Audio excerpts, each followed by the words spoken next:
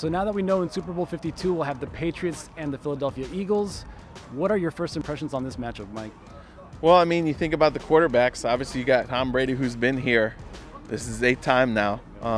And you think Nick Foles, who hasn't been here.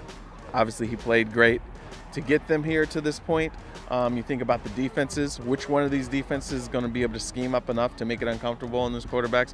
You think about the coaching staffs. I mean, Bill Belichick, master game planner. But Doug Peterson's pretty freaking good himself, really aggressive.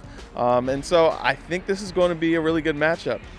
Yeah, it's interesting because I wanted to talk about coaching because everyone talks about Belichick and Josh McDaniels and Matt Patricia.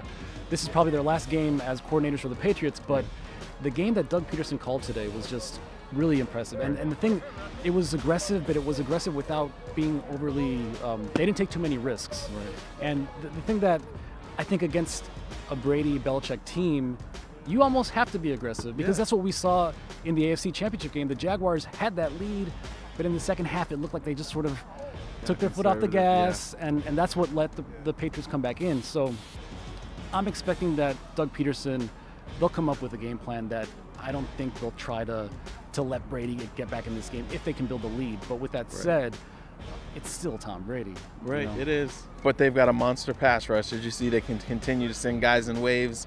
They've got a really good defense against the run. So I think that, you know, we'll see Chris Long and Fletcher Cox and those guys getting after Tom Brady. We'll see how Tom Brady does, how the line does protecting him. You know, but as Jacksonville showed, you can get to the quarterback, you can cause some discomfort and things like that, but will it be enough? Can you hold him off? It's hard, as we saw, to hold off Tom Brady and company.